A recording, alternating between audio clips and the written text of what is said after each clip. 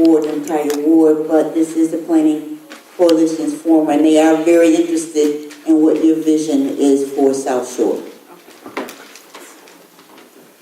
This on? Yeah, okay, thank you. So my vision for South Shore is, first off, I think South Shore should be the jewel of the city. I mean, you have great housing stock, you have the lake, you can be downtown by car, bus, or train in 20 minutes.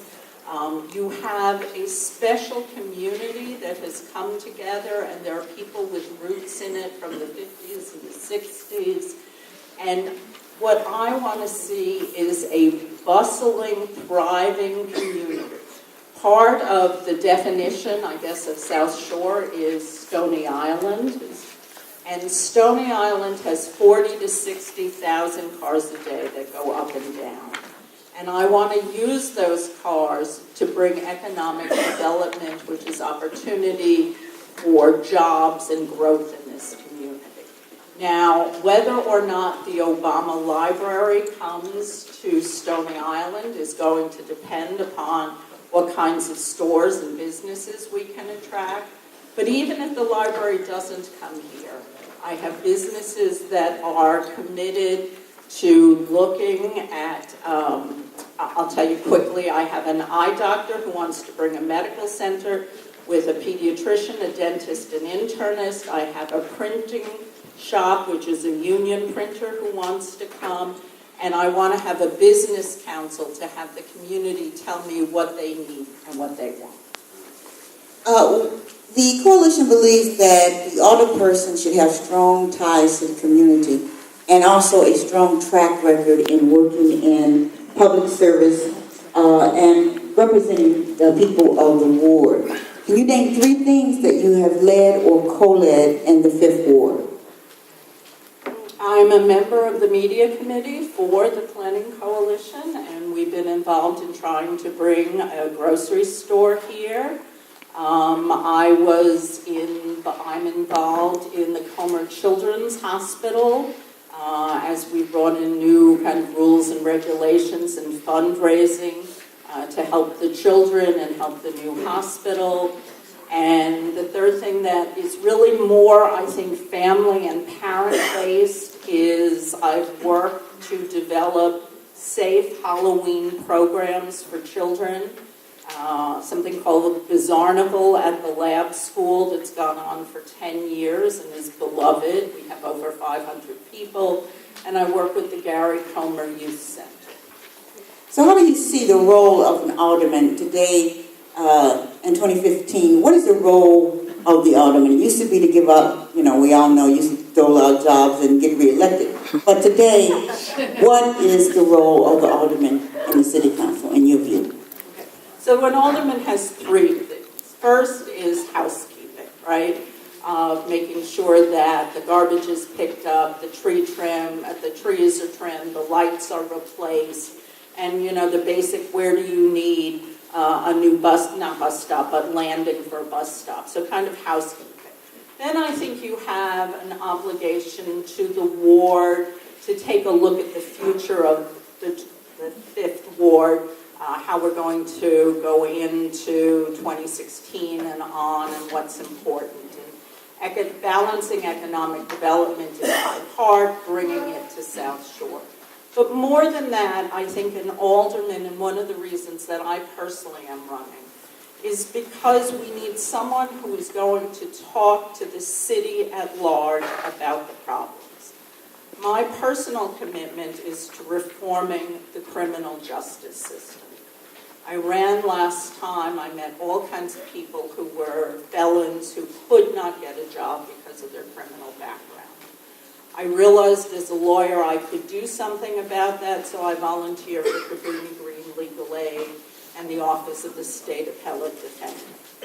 I then realized that people were pleading guilty to felonies without knowing what the collateral consequences were.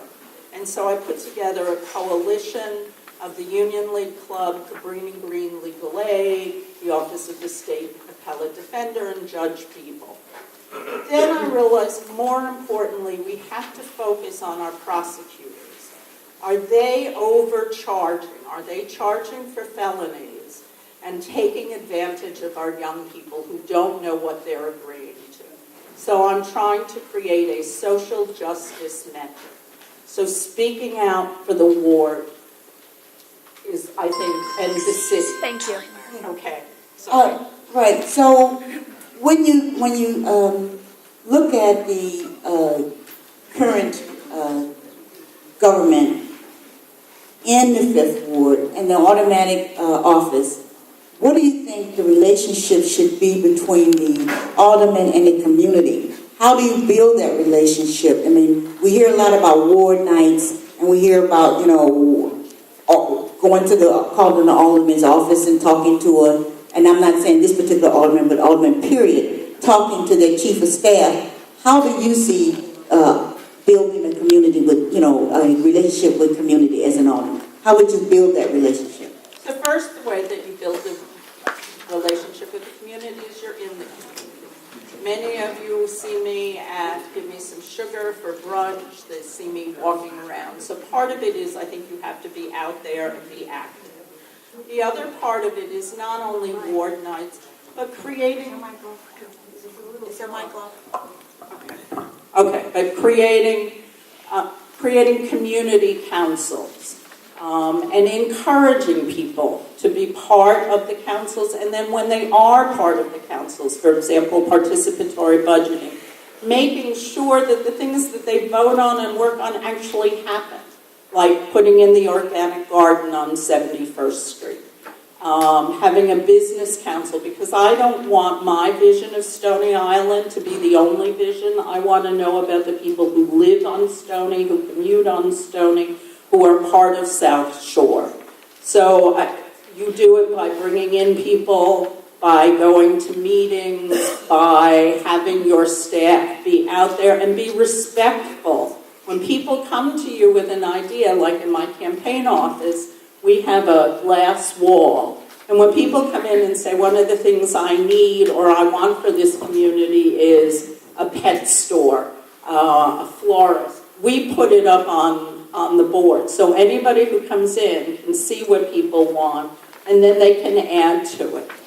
And I would certainly, you know, make my ward office more accessible. I'd love to put it in the middle of the ward on Stony, and so that I'm available and have many evenings. One of the big questions for this election cycle has been TIFs, because TIF seems to be that golden pot at the end of the rainbow that everybody thinks has money to solve all the problems in the city. So what I would like to, the coalition would like to hear from you is, number one, your view of TIFs and the use of TIFs. Are there too many in the ward? Are there too few in the ward? And what is the value of the TIF that the ward now has? Okay, so because the ward has been restructured, we have a TIF now, or we're part of the TIF on 53rd Street in Hyde Park. We have the 71st Street TIF, and then there's a small little TIF over in Grand Crossing. So there are 3 TIFs in the ward. The 71st Street TIF, I think, is the most interesting one. Now, one thing that my predecessor did do well was she used some TIF money to create the Starbucks on 71st Street.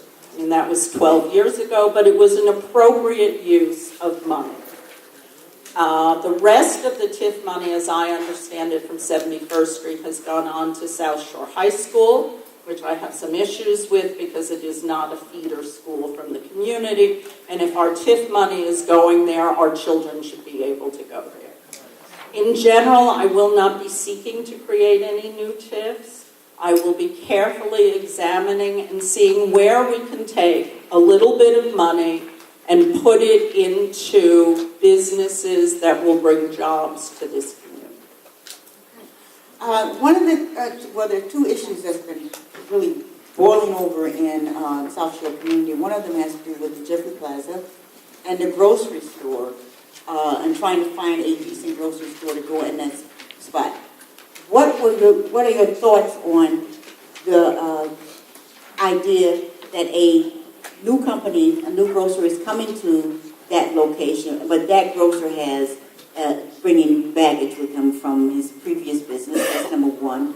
And number two, how would you have handled getting a tenant in that space? Okay, so the first thing, I'm going to answer the second question first, if I may. My issue really was doing trying to have eminent domain. I think that was an absolute major mistake. And one of the things I also want to say to you is that as aldermen, you will get my best judgment because of the Community Planning Commission hearing. Many of the people from the Planning Coalition came. They spoke in favor of eminent domain. And I was the only one that got up and said, no, I really think this is a bad idea. We are challenging it, and it's just going to lead to total economic disinvestment, which I'm not convinced is not yet going to happen. And as for the grocer, you would clearly have to put some oversight to make sure that what happened does not get repeated. That's the last question, Mary, for this. Yeah, I only had a minute. Because that was, I know. Yeah. Okay. So it's time for her minutes. It's time for a question Oh, okay. from the. All right. Okay, we're gonna, gentleman has a microphone, and we're gonna ask people to line up because it's very hard for me to point out folks.